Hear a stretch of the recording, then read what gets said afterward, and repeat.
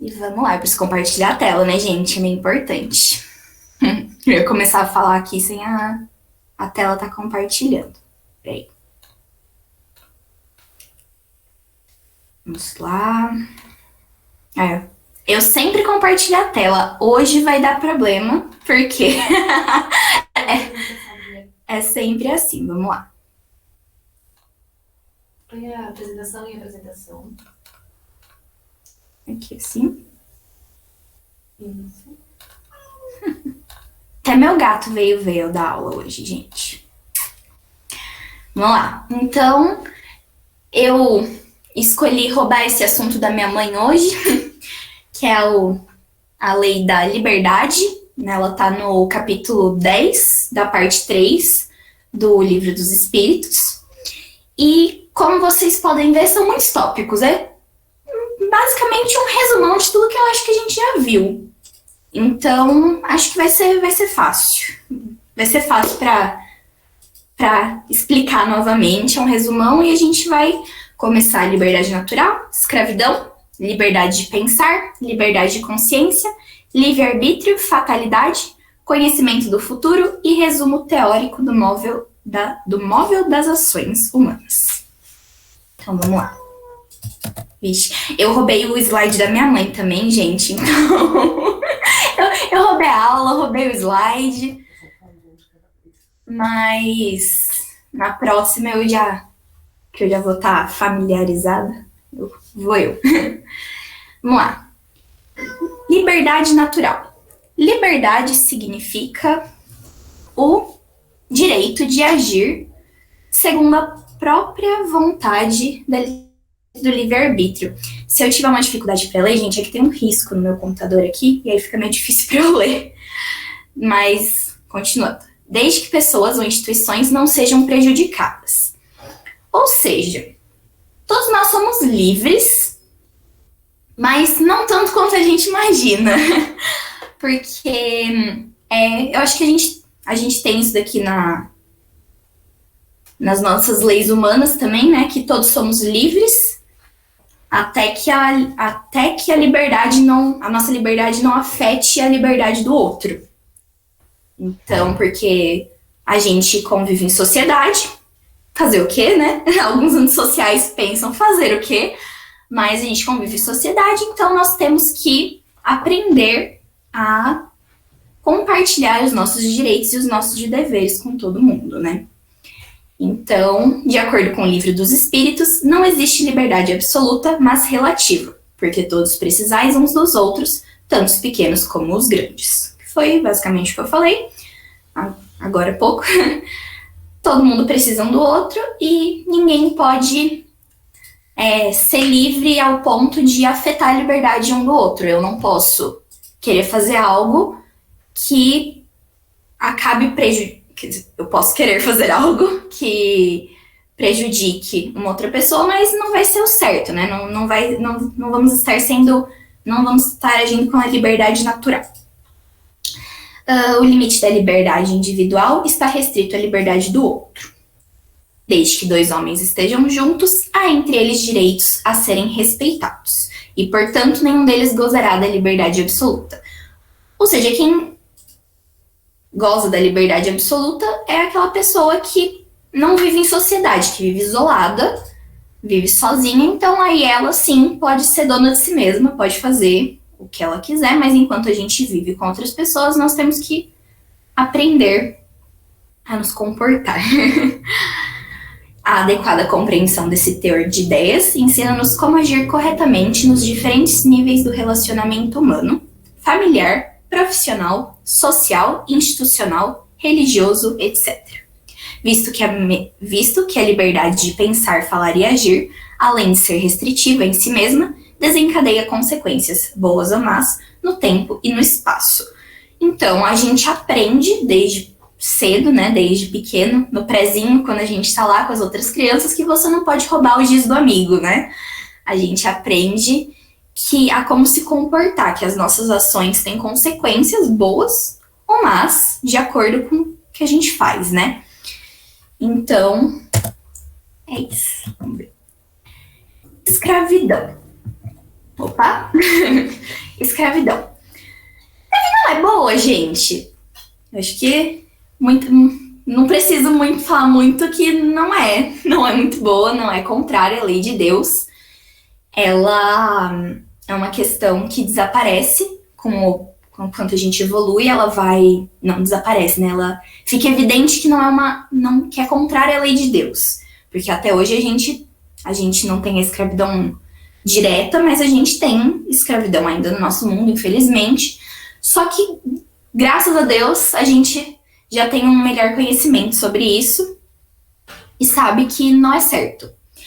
Porque todos somos iguais perante Deus e mesmo, vamos lá, supor que não somos iguais evolutivamente. É verdade, evolutivamente cada um temos o seu nível de aprendizado, não é mesmo? Só que você se rebaixar uma pessoa, você humilhar uma pessoa, colocar ela degradar ela fisicamente e moralmente, não é algo correto, não é algo da lei de Deus. Então, mesmo que essa pessoa ainda não esteja tão evoluída intelectualmente, moralmente como você, não é certo você julgá-la, você degradá-la, porque você também já esteve naquele momento, isso não se faz, né? Não se faz, né, gente? Então, aqui, ó, é contrária à natureza, a lei humana que consagra a escravidão, pois que assemelha o homem ao irracional e o degrada física e moralmente. Tem até uma questão, né, que eu acho que foi a Dani que falou, não sei, na aula dela, que diziam que, como, por exemplo, a escravidão aqui no Brasil foi uma escravidão racial, né? A gente teve vários tipos de escravidão no mundo, e aqui no Brasil, a que mais se consagrou foi a racial, e eles tinham que dar uma desculpa, assim, porque eles precisavam de trabalhadores para as lavouras, para a mineração, e eles falavam que era porque aquelas pessoas não tinham alma, não tinham espírito, não eram pessoas boas, né? Mas a gente já viu que isso não é verdade. Isso com certeza não é verdade. Todos nós temos alma, todos nós somos iguais perante Deus e que a escravidão é fora de cogitação. O mal sempre é mal, e não há sofisma que faça se torne boa uma ação má. A responsabilidade, porém, do mal é relativa aos meios de que o homem disponha para compreendê-lo. A minha mãe, quando ela fez o slide, ela não colocou todas as perguntas. Quem quiser pode ver lá todas as perguntinhas e as respostas, é bem legal. Sobre esses tópicos. Mas, aqui, ó, o mal é sempre mal e não há sofisma que faça se torne boa uma ação má. Tem uma parte lá, uma pergunta, que fala assim, mas não é como um povo que teoricamente está mais evoluído do que um outro, não cabe a ele ensinar, a mostrar o que é o certo? Sim, mas não do jeito que é posta a escravidão. Não, você não vai usar a força, você não vai impor isso para uma pessoa. Como, por exemplo, antes a gente sabe que o catolicismo, por exemplo, que era a religião, era a única religião cristã, né? Antes de começar o protestantismo, e aí depois o espiritismo e várias outras religiões, o catolicismo era basicamente a força do cristianismo, né? E antes elas, através das cruzadas, e era imposto, a gente vê que isso não era o certo, né? A gente viu historicamente que não era o certo mesmo.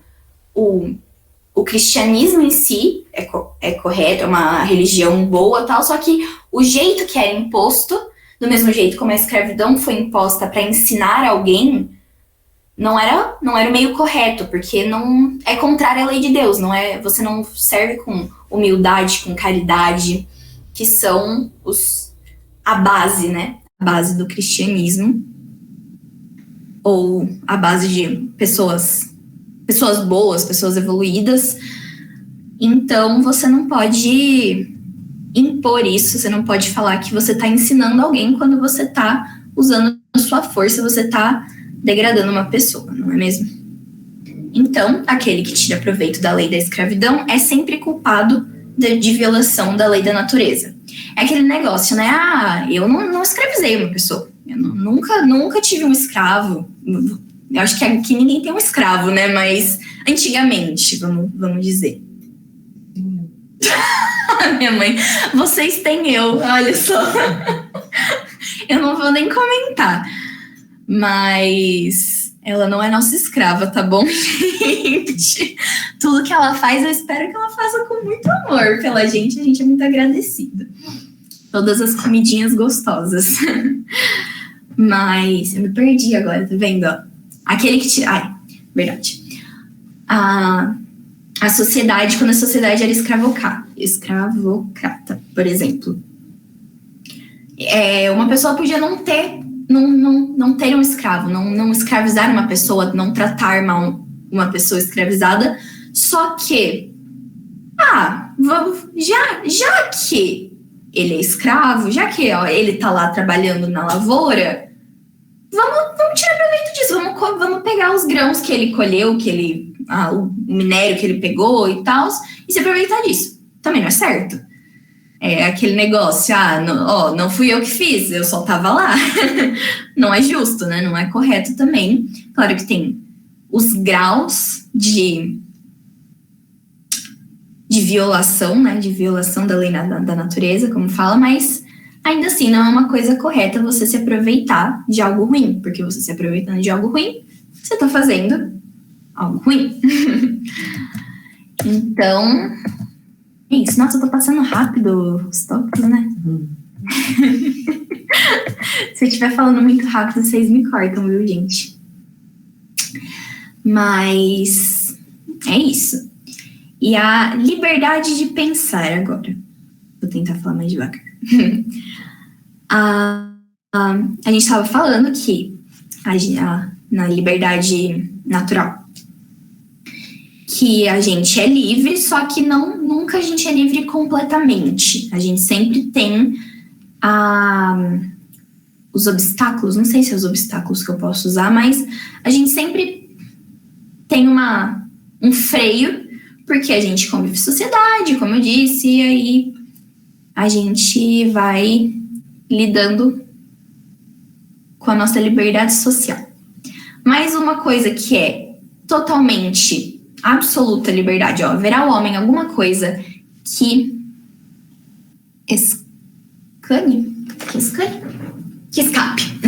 escape a todo constrangimento e nela qual goze ele de absoluta liberdade. No pensamento goza o homem de ilimitada liberdade. E é verdade. Aqui tá eu tô falando que eu tô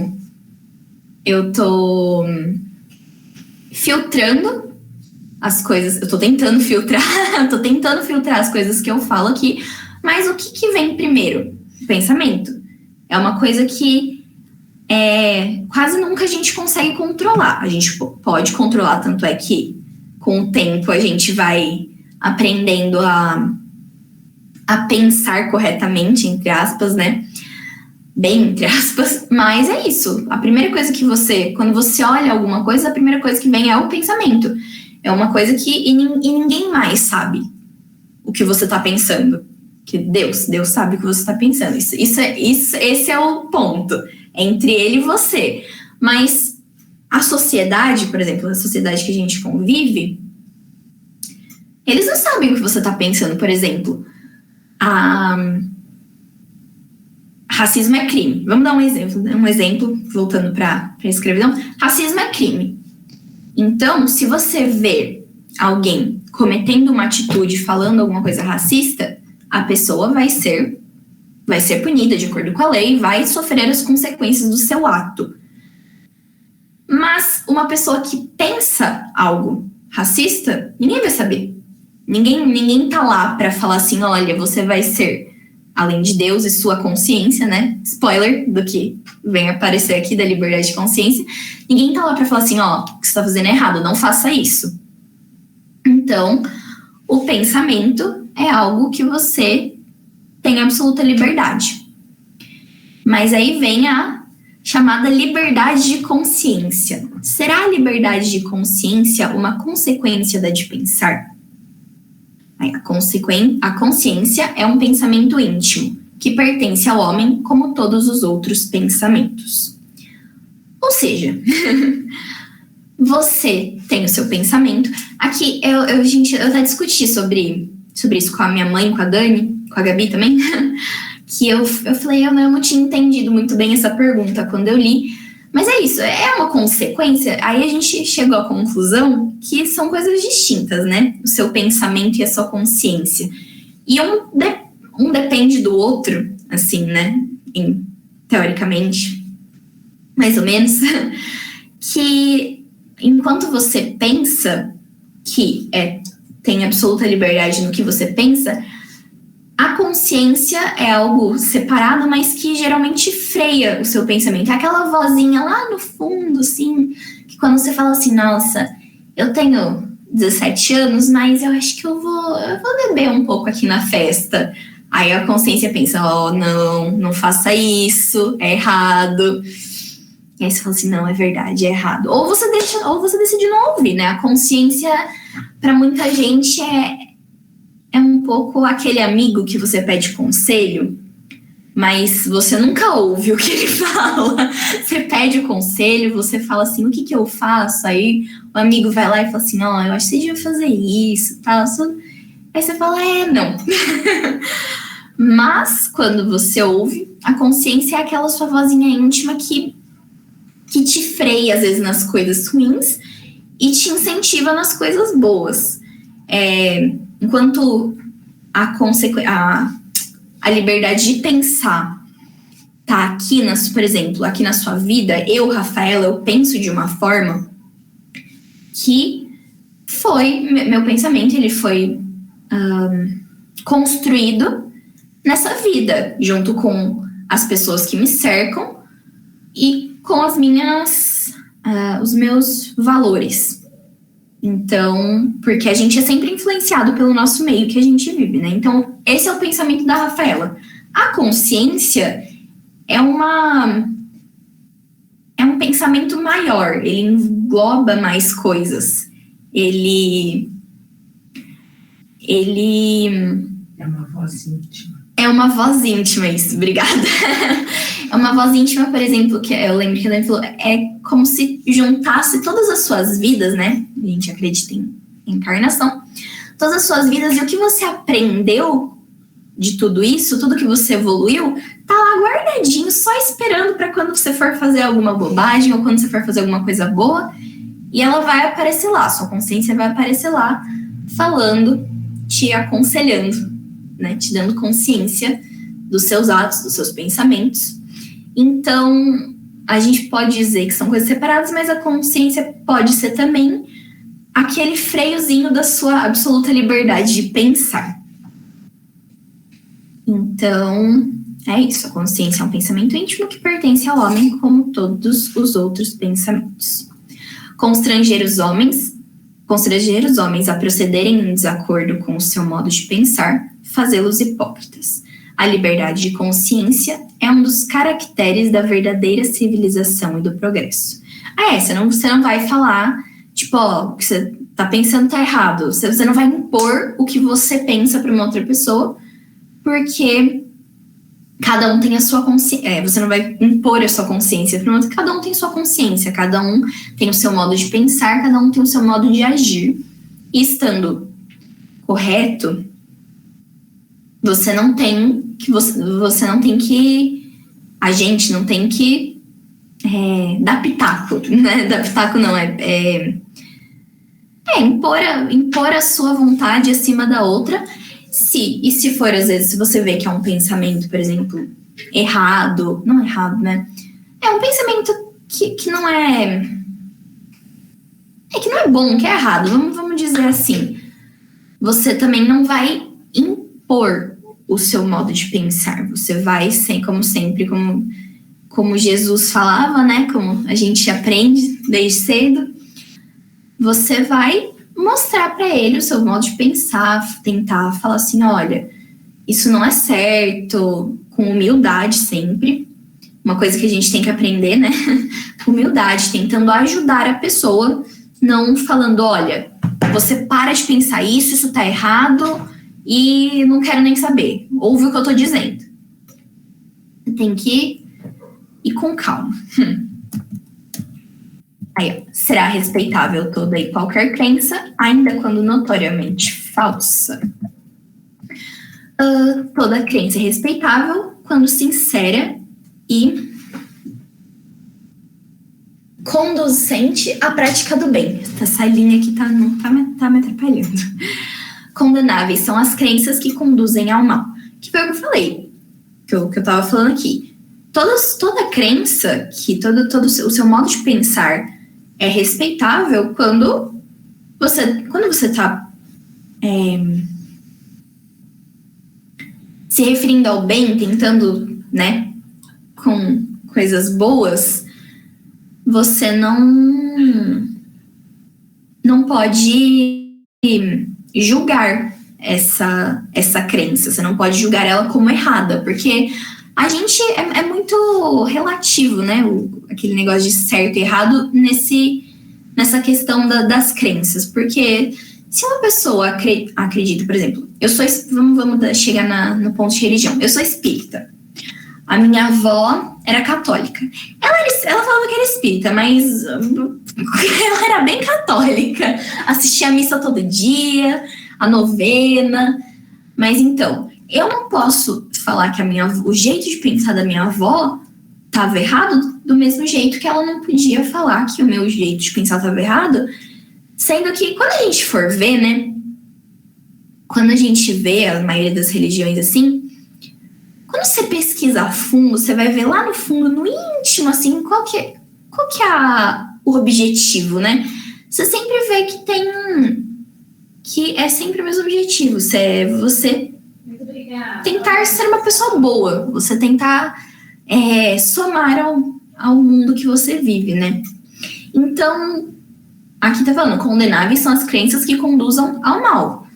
Exatamente, tipo, algo que é ruim, que é mal, que prejudica o próximo, não pode falar assim, olha, mas é a crença dele, a gente não pode falar nada. Não, a gente sempre tem que tentar trazer o bem à tona, né? Como, mais uma vez, com humildade, não impondo a sua perspectiva, mas sempre tentando ajudar. Então, aí a próxima pergunta: será repreensível aquele que escandalize com a sua crença um outro que não pensa como ele? Não. Exatamente, isso é faltar com a caridade e atentar contra a liberdade do pensamento. Porque assim, exatamente, por exemplo, o cristianismo, ele prega a caridade, a humildade, o amor ao próximo, todas essas coisas que a gente já sabe, né? Que a gente tenta aprender. Quando você vai lá e julga a crença de outra pessoa, por exemplo, um judeu, um muçulmano, um budista, evangélico se cabe no cristianismo, né? De uma pessoa budista e tal. Cadê a caridade, né? Cadê o amor ao próximo? Entendeu? Você não pode julgar uma pessoa só porque ela pensa diferente de você, até porque senão, nossa senhora, você não ia gostar de ninguém na face do planeta Terra, porque cada um tem o seu pensamento, até cristãos. Por exemplo, a gente faz parte aqui, a doutrina espírita faz parte do cristianismo, mas o catolicismo, o protestantismo, que eu acho que cabe os evangélicos só, eles também são cristãos. Também têm a base do cristianismo, mas são religiões diferentes, são modos de pensar diferentes. Aqui dentro do espiritismo, você tem o kardecismo, né? Kardecismo? É kardecismo que fala, né? Isso, kardecismo. Você tem o kardecismo, o Umbanda, né? Eu acho que o Umbanda não é espírita, é espiritualista, mas tem todo esse rolo, assim. Uma mesa branca, aí você é apômetra ou você não é apômetra. Então, você sempre vai ter uma diferença no pensamento. Mas isso realmente importa quando você está realmente praticando bem? Você está com o intuito de fazer o bem? Aos olhos de Deus, não importa se você ora para Ele olhando para uma estátua, ou se você ora para Ele na cadeira do seu escritório, olhando para o teto. O que importa é a veracidade, né, da sua oração. E é isso que a gente tem que levar em conta. Então, aqui ó, na pergunta 842 fala: por que indício se poderá reconhecer entre todas as doutrinas que alimentam a pretensão de ser a expressão única da verdade, a que tem o direito de se apresentar como tal? Ou seja, tem uma religião certa? Tem uma doutrina certa? Tem um jeito certo de você praticar o bem? Não, será aquela que mais homens de bem e menos hipócritas fizer. Ou seja, você pode ser muçulmano, cristão, judeu, budista, qualquer coisa, agnóstico. Você pode ser agnóstico, qualquer coisa. Se você vê que tem homens de bem praticando, se você estiver com o intuito de evoluir, de tentar ser uma pessoa boa, para Deus tanto fez, tanto faz. Né? O que importa é você, cada dia, tentar ser uma pessoa melhor. Se você faz do jeito X ou se você faz do jeito Y, é só o seu modo de aplicar o que a gente tenta fazer aqui, né? Então, e menos hipócritas é isso, isto é, pela prática da lei de amor na sua maior pureza e na sua mais ampla aplicação. Esse o sinal por que reconhecereis que uma doutrina é boa. Então, é isso. Muitas vezes a gente, né? Fala às vezes, nossa, tem muita, por exemplo, os muçulmanos. A gente vê, né? Todas as coisas que acontecem dos terroristas que falam que cometem tais atrocidades em nome de Alá. Mas se você for ver a religião muçulmana, não sei se tem muçulmanismo, a religião muçulmana, quando você estuda, eu estudei ela um pouco na minha aula de história, mas se você pesquisar a fundo, se você procurar, você vai ver que é uma religião muito bonita, que prega o amor, que prega a paz, que prega o amor, a evolução, energias boas, né, positivas. E não tem nada a ver com o que os terroristas fazem e pregam o nome de Allah. Isso são as pessoas, não é a religião. A gente não pode julgar uma religião a gente não pode julgar o divino pelo ato do humano, não é mesmo? Que nem eu falei antes do cristianismo, que antes, se você fosse ver na história, se a gente fosse julgar pelos atos dos padres, das pessoas, as guerras santas, as cruzadas, se a gente fosse julgar por isso, cristianismo, olha, tá tão bom quanto a religião muçulmana que os terroristas dizem, né, fazer. Então, é que a gente tem que entender que o humano, ninguém é perfeito. O humano não é um ser humano perfeito, o humano é um ser humano orgulhoso ainda, né, aqui nesse mundo. É orgulhoso, é egoísta, é levado muito pelas coisas materiais que o mundo traz. Então, a gente não pode comparar as nossas atitudes com essa doutrina, né? Com o que Jesus pregou, o que Deus é, o que significa Deus, o que significa religião. Então, a gente sempre tem que ter esse filtro quando a gente for pensar se a minha religião é a certa, a minha religião não é a certa. O que importa, como para Deus, né, para nossa evolução, é a prática da lei de amor na sua maior pureza, como diz aqui. Livre-arbítrio, de novo. Vamos lá. Nossa Senhora. Aí. Livre-arbítrio. Tem o homem o livre-arbítrio dos seus atos? Pois que tem a liberdade de pensar, tenha igualmente a de obrar. Sem o livre-arbítrio, o homem seria máquina. Então, é aquele negócio, né? A gente falou, você é livre para você fazer o que quiser, mas tem que respeitando a liberdade do outro. Na verdade é assim, né, gente? A gente é livre. Na teoria, a gente é livre pra gente fazer o que a gente quiser. Se é certo e se é errado a gente fazer o que a gente quiser é outra coisa, né? Se vamos ter consequências boas ou negativas de acordo com os nossos atos, é uma coisa diferente. Então, você pode falar, mas eu sou livre, por exemplo, pra matar a Gabi, se ela estiver me irritando muito. Não quer dizer que eu tenha que fazer isso, que seja certo eu fazer isso e que eu não vou ser punida, né, de acordo com a lei aqui. Responsabilizada e punida, por exemplo, aqui na lei dos humanos, eu vou ser presa. Na lei moral, eu vou sofrer consequências. Eu provavelmente vou ter que vir numa outra vida para cuidar da Gabi. Você é minha mãe.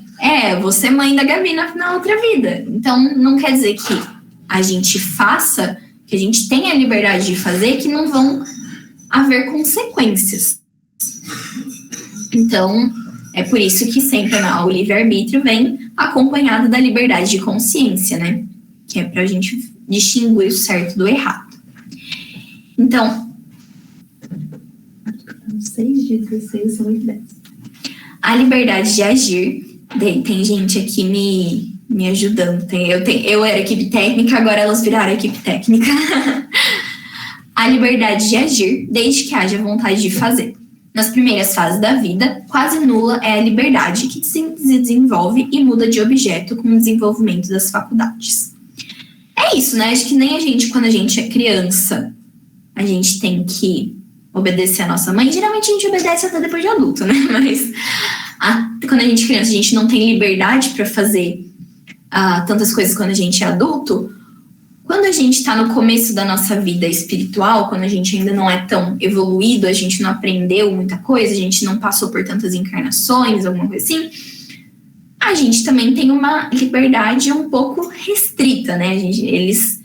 A espiritualidade ou na vida material, a nossa mãe, nosso pai, nosso irmão, eles sempre estão aqui para ajudar a gente, para guiar a gente nas nossas decisões, no nosso modo de pensar. Então, é uma liberdade que a gente vai conquistando com a nossa evolução. Uma liberdade relativa à nossa evolução. Uma liberdade relativa à nossa evolução. Então, não há, porém, não há arrastamento irresistível, uma vez que se tem a vontade de resistir. Lembrai-vos de que querer é poder. Eu vou explicar sobre isso, que no próximo slide fala mais sobre isso, eu já vou passar aqui.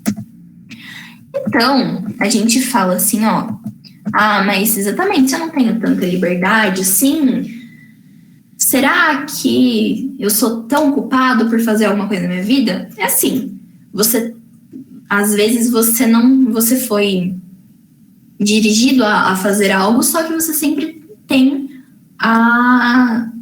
a forma de resistir, a forma de fazer ou não fazer, né? Com a sua consciência te falando o que é certo e o que é errado. Então, você nunca vai ser algo assim, olha, o destino tá me empurrando, eu vou ter que fazer isso. Eu vou ter que, por exemplo, tá tudo apontando que eu preciso roubar um banco. Não é assim que funciona. Não é... A gente tem a liberdade para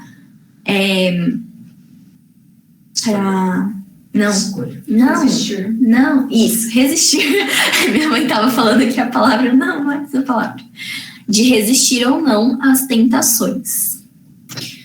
E aí cai no tema da fatalidade. Haverá fatalidade nos acontecimentos da vida conforme o sentido que se dá a este vocábulo? Quer dizer, todos os acontecimentos são pré-determinados? E neste caso, que vem a ser do livre-arbítrio? É assim, né, gente? Muita coisa da nossa vida é pré-determinado, sim. Mas quem que pré-determinou?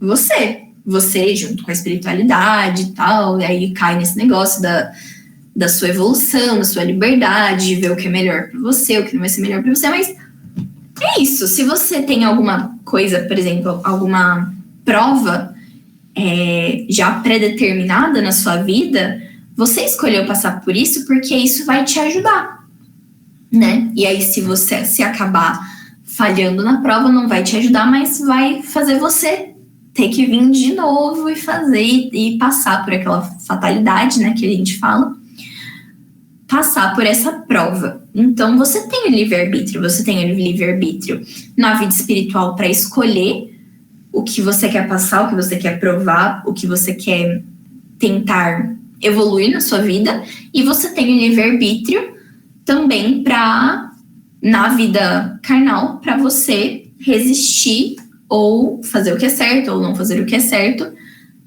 nas suas escolhas. Então, a fatalidade existe unicamente pela escolha que o espírito fez ao encarnar desta ou daquela prova para sofrer. Nas provas físicas. E nas provas morais e tentações, o espírito, conservando o livre-arbítrio, quanto ao bem e ao mal, é sempre senhor de ceder ou de resistir. Tem uma frase que fala numa pergunta do livro, que fala que não existe fatalidade moral. Porque fatalidade é que você não consegue evitar, né? Que você tá fadada a acontecer isso. Não, aí, aqui. Característica ou particularmente do que é fatal. Aquilo que não se consegue evitar, fado ou fatalismo.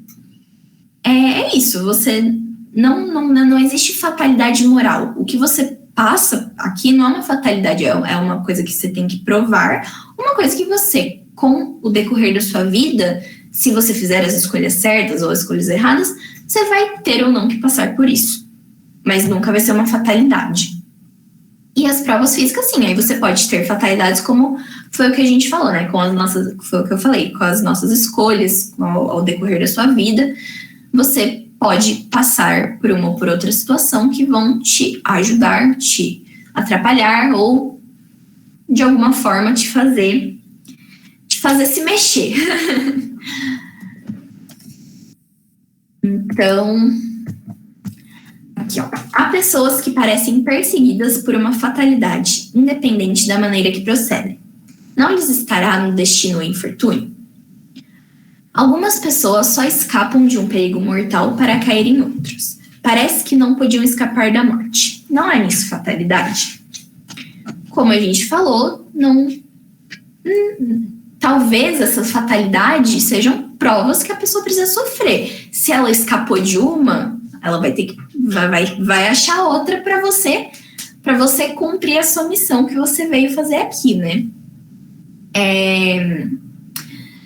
Porém, são talvez provas que lhes caiba sofrer e que elas escolheram. Porém, ainda aqui lançais a conta do destino, o que mais das vezes é apenas consequências de vossas próprias faltas.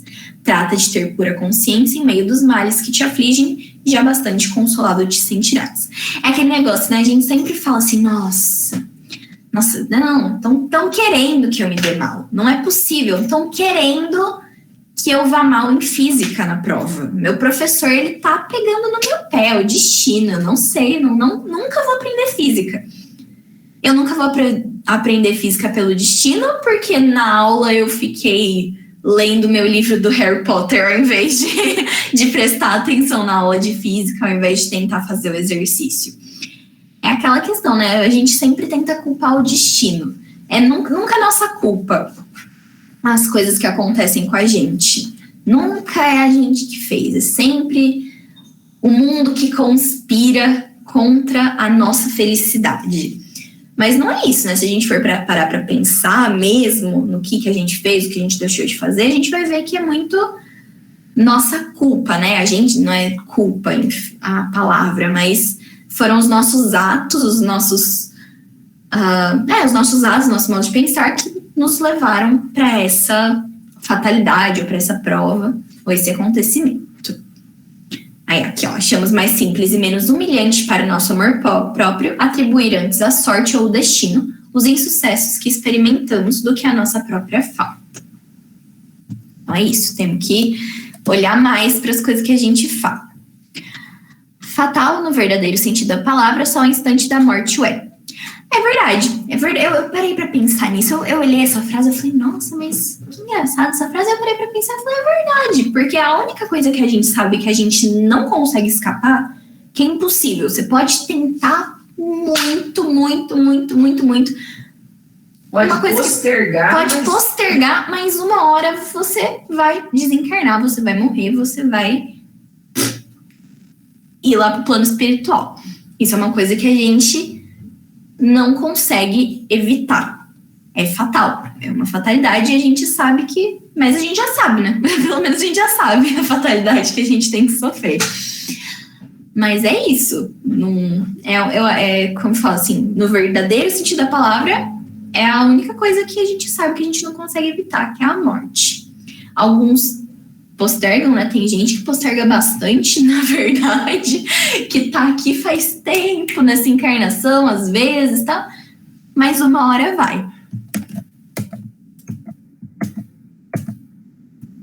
Aqui. Assim, qualquer que seja o perigo que nos ameace, se a hora da morte ainda não chegou, não morreremos? Não perecerás. E tens disso milhares de exemplos. Quando, porém, soe a hora da tua partida, nada poderá impedir que partas. Isso, eu também estava falando com a minha mãe sobre isso. A gente estava conversando, é verdade. Quando não chega a hora da sua morte, se você ainda tem coisa para fazer aqui, você ainda tem coisa para fazer aqui, você vai ficar. Mas a gente estava pensando, muita coisa do que a gente faz com a gente adianta a nossa hora da morte. Por exemplo, a gente fala um assunto meio pesado, mas o suicídio.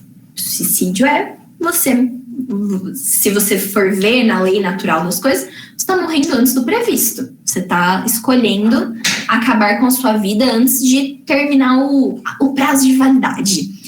Mas tem uma coisa que a gente fala que é o suicídio inconsciente. O suicídio inconsciente, que é muita coisa que a gente faz na nossa vida que não é que a gente corta a data de validade de uma vez, mas a gente encurta ela. Por exemplo, quando a gente vem com o nosso corpo aqui, eu vi em algumas frases que assim, o corpo não é nosso, né? Foi emprestado. A matéria, a pele, a carne, o osso. E a gente tem que cuidar do nosso corpo para ser pessoas saudáveis, viver de forma saudável, melhor. E é isso, muita coisa que a gente faz, a gente acaba machucando o nosso corpo, né? Por exemplo, e nas coisas mais bobas que a gente vê, por exemplo, a gente comer muita porcaria. Eu sou viciada em chocolate. Eu comer 30 quilos de chocolate, eu acabar com um pote de Nutella de uma vez, às vezes, ao longo prazo, isso pode acarretar coisas no meu corpo e acabar que eu possa... É muito radical, né? Mas eu acabo morrendo antes do previsto. Por exemplo, gera obesidade, que pode gerar coisas no meu corpo que não vão me fazer bem e me deixar doente antes do previsto. Era para eu falecer, sei lá, aos 90 anos, e por causa desses problemas que aconteceram no meu corpo por causa de um descuido meu, eu venho a falecer antes, porque o corpo é uma máquina e tem uma hora que a máquina não dá mais, né? Mesmo com a energia ainda rodando, a máquina ela ainda quebra, ela ainda envelhece. Então é isso, quando você, por exemplo, é fumante, quando você bebe muito, quando você come muito, quando você usa drogas. Tudo que eu falei aqui são praticamente drogas, né? Que tem as ilícitas e as ilícitas. Você tá prejudicando o seu corpo. E provavelmente, você tá fazendo mal no seu corpo, ele pode dar um pane antes do previsto, né? E isso pode acontecer, que aí você pode ir antes do que era para você ter. Você pode deixar de cumprir coisas que você tinha que cumprir por causa que você quebrou sua máquina. Então, o fato de ser a tua vida posta em perigo constitui um aviso que tu mesmo desejaste, a fim de te desviares do mal e te tornares melhor. Quem teme a morte é o homem, não o espírito. Peraí, vamos falar uma coisa de cada vez, né? Tua vida posta em perigo constitui um aviso que mesmo desejaste, a fim de te tornares melhor. Quem teme a morte é o homem, não o espírito. Aquele que a presente pensa mais como espírito do que como homem. Compreende ser ela a sua libertação e a espera. É isso, né? A gente tem medo da morte, mas é a nossa matéria falando, né? Não é o nosso espírito, porque a nossa casa, o nosso lar é lá em cima, né? Lá em cima. é no outro plano. Nós somos espíritos e aqui é só o hotel que a gente está ficando para fazer nosso trabalho. Então, o nosso espírito não teme a morte. O que a gente teme a morte é a matéria falando em cima do espírito. Não criais, entretanto, que tudo o que sucede esteja escrito, como costumam dizer. Né, gente? Tem gente que é assim. Minha unha lascou. Nossa, um espírito, ou um destino, ou qualquer coisa, sei lá. A bruxa que eu conheci há 30 anos atrás, foi ela que fez meu dedinho torcer. Foi ela que quebrou minha unha. Foi ela que fez eu perder o meu celular. Foi ela que fez eu não passar na prova de física. Não é assim, né? Um acontecimento qualquer pode ser a consequência de um ato que praticaste por tua livre vontade, de tal sorte que, se não o houvesse praticado, o acontecimento não teria se dado. Então, não é sempre o destino que tá falando, às vezes é o que a gente faz, porque tudo que a gente faz nessa vida e tudo que as outras pessoas fazem na nossa vida que nos cercam, influencia o que vai acontecer com a gente, né? Então, não é sempre o destino que levou a gente a fazer, a acontecer alguma coisa com a gente. A gente tem que se policiar nessa parte, porque aí cai no negócio do eu não sou o culpado, né? Aí cai de novo naquele negócio, não, é o destino, não sou eu que fiz alguma coisa errada e isso veio a acontecer. É o destino que tá pregando uma peça aqui comigo, era para acontecer. Isso não é assim também sempre, né? Então, nossa, gente, eu tô atrasada, peraí que vamos ligar o modo turbo. Ao escolher a sua existência, o espírito daquele que comete um assassínio sabia que viria a ser assassino? Não. Escolhendo uma vida de lutas, sabe que terá ensejo de matar um de seus semelhantes, mas não sabe se o fará, visto que o crime procederá quase sempre de sua parte à deliberação de praticá-lo. É assim, você sabe que você vai vir com a tentação, mas você espera que você não caia nela. Esse é o negócio, né? A gente escolhe a nossa prova, a gente escolhe as nossas dificuldades para a gente evoluir, esperando que a gente consiga passar por isso. Então, um assassino, por exemplo, não nasce predestinado a ser um assassino. Ele nasce num meio em que ele tem que aprender alguma coisa, não matando alguém, mas se ele vai acabar cometendo assassinato ou não, isso vai dele. Claro que além de ter aquele negócio dos atenuantes, né, porque o meio sempre influencia a nossa criação, a nossa educação, o meio que a gente vive influencia, mas também tem um meio que influencia, mas também é uma coisa nossa, porque se a gente veio nesse meio, foi também para aprender, né? Então, se você veio nesse meio e não conseguiu, você pode ser mais difícil, pode ser um atenuante, mas ainda assim foi algo que você escolheu passar para evoluir, você não conseguiu conquistar êxito, não conseguiu êxito. Então, aquele que delibera sobre uma coisa é sempre livre de fazê-la ou não, como eu falei agora, e se soubesse previamente como homem teria que cometer um crime, o espírito estaria isso predestinado. Ninguém há predestinado ao crime, ninguém há predestinado ao crime e que todo crime, como qualquer outro ato, resulta sempre da vontade do livre-arbítrio.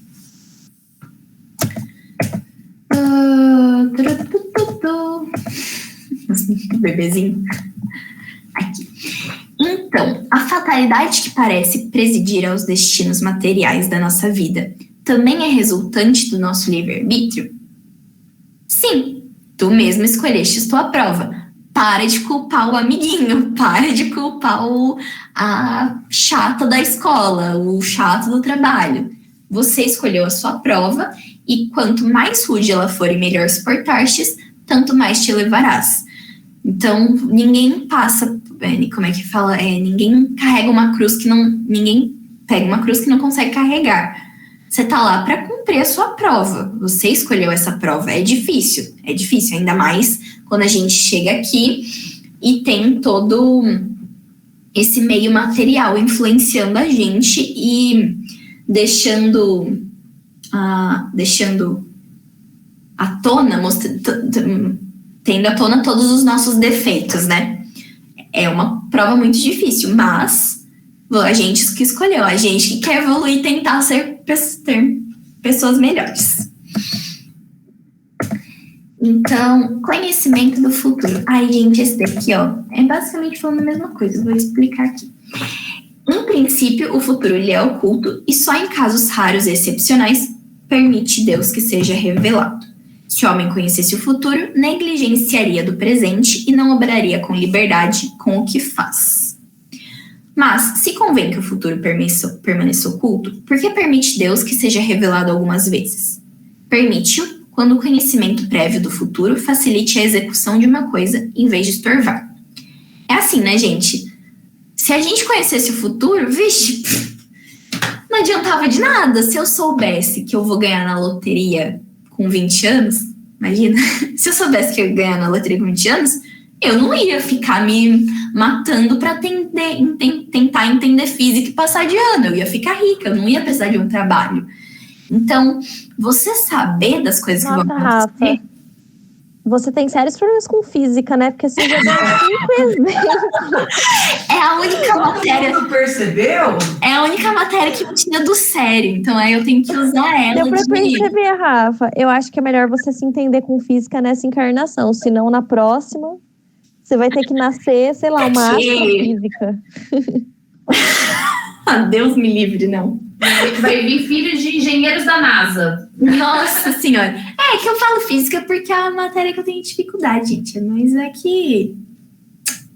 então vamos mudar. Que matéria que eu vou falar agora? Química, pra pesar minha mão. Eu não ia prestar atenção na aula de química. Eu ia, sei lá, né? Ficar dormindo a aula inteira. Se eu soubesse que eu ia morrer num acidente de carro, eu nunca mais andava de carro. É isso. Resolvido, pronto. Tá resolvido o problema. Não é assim. Não é assim que funciona, né? Então, é aquele negócio. E se você soubesse que alguma coisa muito ruim ia acontecer, você ia ficar preocupado com isso. Você ia tentar evitar isso ao máximo e isso ia te prejudicar na sua evolução, na sua vida. Então, é aquele negócio, né? Às vezes a ignorância é uma bênção. Muitas vezes. 99%. 99% das vezes. Aí, ó. Quanto mais se reflete nas consequências que teria para o homem o conhecimento do futuro, melhor se vê quanto foi sábia a providência em lhe ocultar. A certeza de um acontecimento venturoso lançaria na inação. Se você soubesse que ia ganhar na loteria, você não trabalhava mais. A de um acontecimento infeliz ou encheria de desânimo. Sei lá, eu vou morrer. Se você soubesse que você ia morrer semana que vem, nossa, você ia ficar triste ou você ia deixar de fazer um monte de coisa que você teria que fazer para aproveitar a vida, né? Por exemplo. Em ambos os casos, suas forças ficariam paralisadas. Então, é isso, né, gente? Você saber muito nunca ia dar certo, você nunca ia conseguir evoluir realmente, porque você ou ia estar preocupado com uma coisa, ou você não ia se importar com outra, que era não era o seu objetivo, não é mesmo?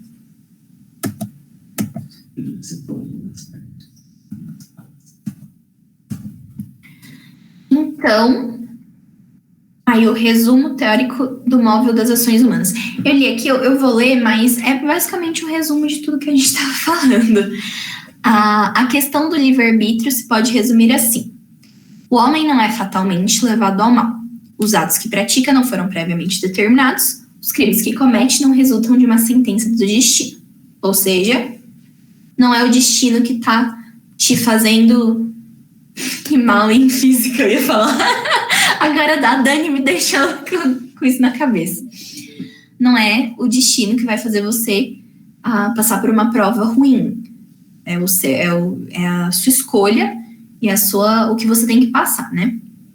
Ele pode, por prova e por expiação, escolher uma existência em que seja arrastado ao crime, quer pelo meio em que se ache colocado, quer pelas circunstâncias que sobrevêm. Mas será sempre livre de agir ou não agir. Você nunca vai ser impossível. Nunca vai ser impossível você mudar o seu destino. Você não fazer algo ruim ou você fazer algo bom. Nunca vai ser impossível. Você sempre tem essa possibilidade, essa liberdade mesmo que, às vezes, sendo mais difícil ou mais fácil para uma outra pessoa, dependendo também da prova que você tem que cumprir.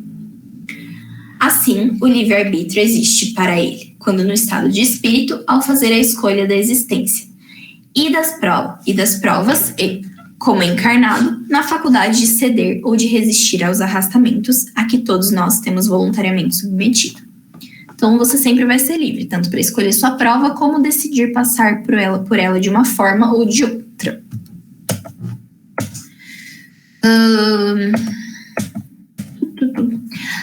Cabe à educação combater essas más tendências. Sim, a gente vê, né? Uma pessoa que tem uma educação boa desde sempre, tem um apoio moral, um apoio material também da sua família, dos amigos, sempre vai ser mais fácil para elas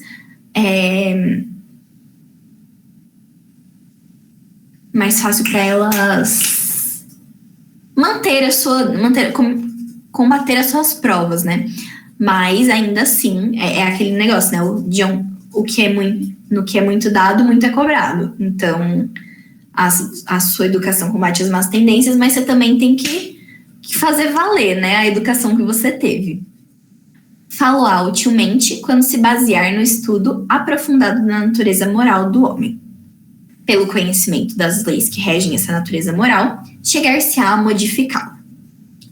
Desprendido da matéria no estado de erraticidade, o espírito procede à escolha de suas futuras existências corporais, de acordo com o grau de perfeição a que haja chegado. E é nisto, como temos dito, que consiste, sobretudo, o seu livre-arbítrio. É isso, quando a gente está na erraticidade, a gente está lá sem estar no mundo material, a gente não tem tanta influência dos nossos... da nossa parte material, né? Dos nossos defeitos materiais. Então, é mais fácil você assimilar, compreender, distinguir o que você tem que fazer ou não, o que vai ser melhor para você ou não. Então, aí você procede à escolha de suas futuras existências corporais. Esta liberdade, a encarnação não a anula. Se ele cedeu à influência da matéria, é que sucumbe nas provas que por si mesmo escolheu. Para ter quem o ajude a vencê-las, concedido-lhe a invocar a existência de Deus e dos bons espíritos.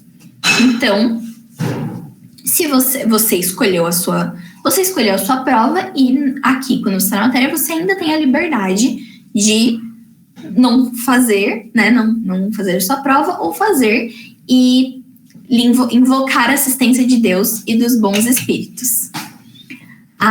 Quando você está perdido, quando você está com dúvida de alguma coisa, sempre você consegue, através da oração, da meditação, né, achar a sua resposta na sua consciência.